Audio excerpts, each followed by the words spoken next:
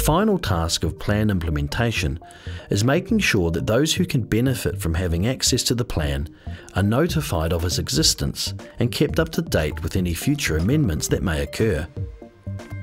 The SES is one such organisation that would use this information to update its emergency plans and intelligence. New South Wales emergency management arrangements are described in the State Emergency and Rescue Management Act of 1989, which requires the establishment of a disaster plan, or DIS plan. SES is defined in DIS plan as the agency responsible for leading the response to floods.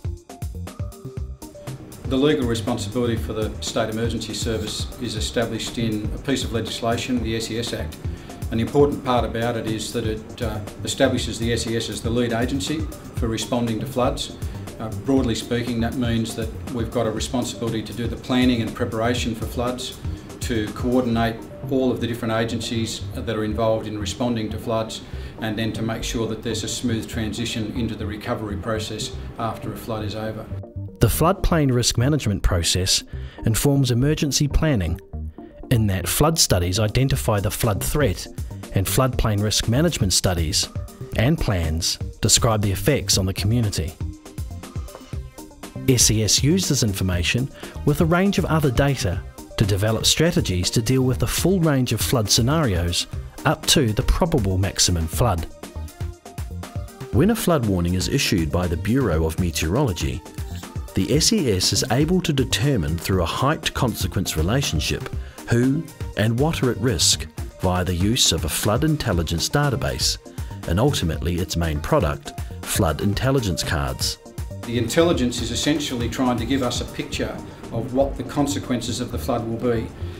In most cases it is linked to a flood gauge, so in effect for the various levels that are on the flood gauge, flood intelligence tries to summarise what we expect the effects of a coming flood will be.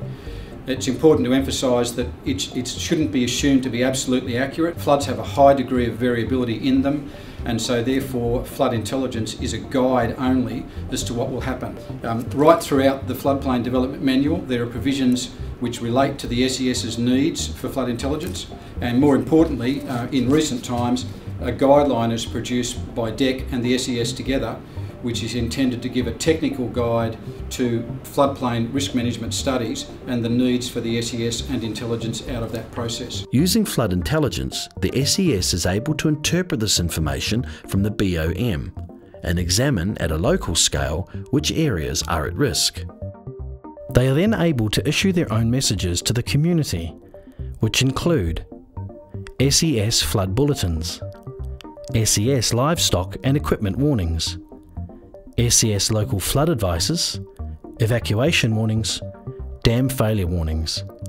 These messages are designed to tell the recipient what is currently happening, what is expected to happen, when it will occur, what they should do, and who to contact for further information and assistance.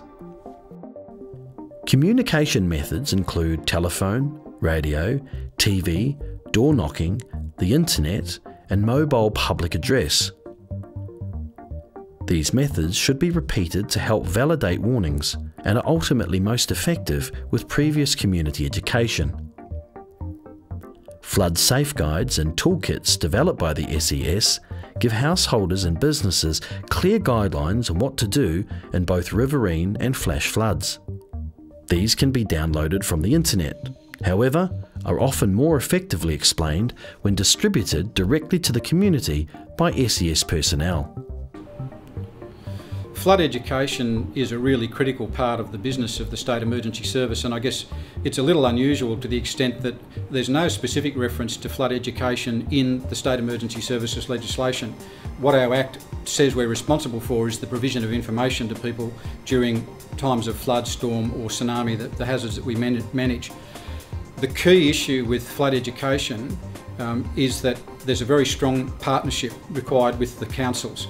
The information that we use to deliver education fundamentally comes from the floodplain risk management process, and flood education is a very resource intensive business. It's not something that you can do by yourself, and you can't do it remotely from a head office. You have to get out on the ground.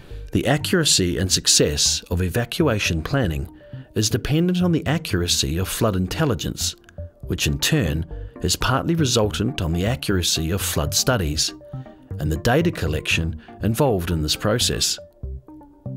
Lives and livelihoods depend on floodplain risk management.